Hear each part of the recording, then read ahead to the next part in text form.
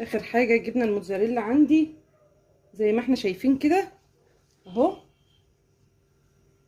هدخل بيها الفرن رف وسطاني درجه 180، تاخد معايا من 10 ل 15 دقيقه، مش اكتر من كده. وتطلع هوريها لكم العظمه هتبقى عامله ازاي.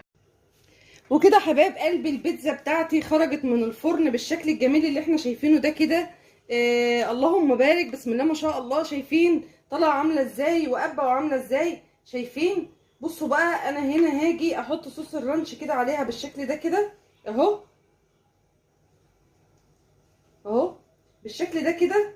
بسم الله ما شاء الله يا جماعه، تحفه تحفه تحفه تحفه تحفه. وريحتها حلوه جدا يا جماعه، عظمه بجد.